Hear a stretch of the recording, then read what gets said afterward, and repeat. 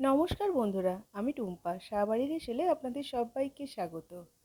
আজকে আমি আপনাদের সাথে শেয়ার করব সম্পূর্ণ নিরামিষ আলুর দম রেসিপি। যে কোনো নিরামিষ দিনে খুব চটজলদি বানিয়ে নেওয়া যায় এই আলুর দম। আর লুচি, পরোটা, ফ্রাইড রাইস, পোলাও যে কোনো কিছুর সাথে খেতে কিন্তু অসাধারণ লাগে। তাহলে চলুন কথা না বাড়িয়ে রেসিপিটা দেখে নেওয়া যাক। আলুর দম বানানোর জন্য আমি 500 গ্রাম আলু নিয়েছি। আলুটা ধুয়ে পরিষ্কার করে খোসা ছাড়িয়ে নিয়েছি। আর নিয়েছি কিছুটা চালমগজ, কাজু বাদাম আর কিশমিশ। কড়াইতে সর্ষের তেল দিয়ে দিয়েছি। তেলটা গরম হয়ে গেছে। আমি রান্নাটা সম্পূর্ণ সর্ষের তেলে করছি। এবার আলুগুলোকে নুন হলুদ মাখিয়ে প্রথমে আলুগুলোকে ভেজে নিয়েছি। গ্যাসের ফ্লেমটা হাইতে করে দিয়ে 5 থেকে 7 মিনিট সময় ধরে আলুগুলোকে আমি ভেজে নিয়েছি। আলুগুলো ভাজা হয়ে গেছে। এবার আলুগুলোকে আমি তুলে নিচ্ছি।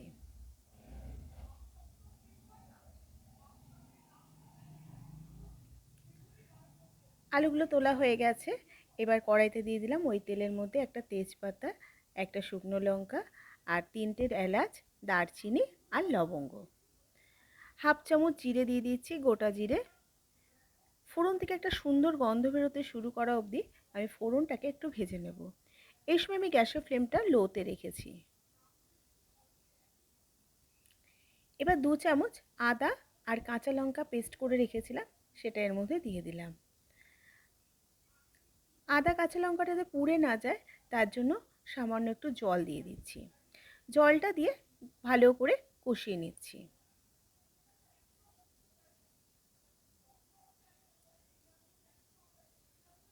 কষিয়ে নেওয়া হয়ে গেছে 2 মিনিট।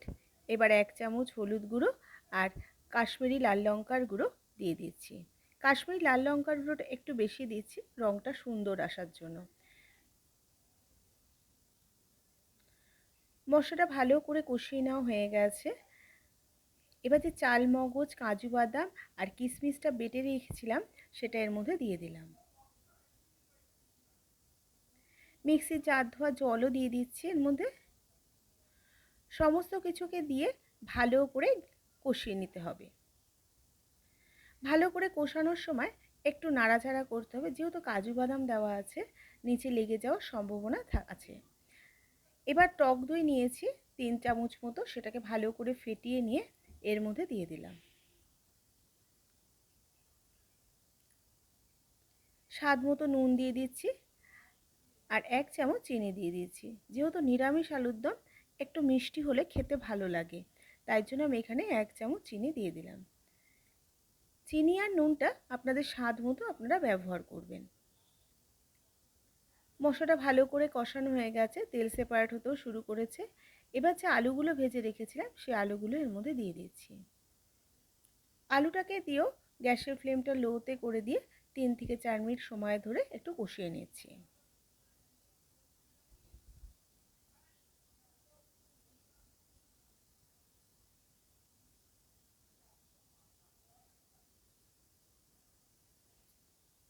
আলুটা কষানো হয়ে গেছে।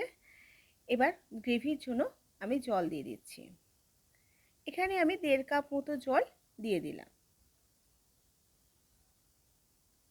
জলটাকে দিয়ে ভালো করে মিশিয়ে নিয়ে 7-8 মিনিটের জন্য আমি ঢাকা দিয়ে দিচ্ছি।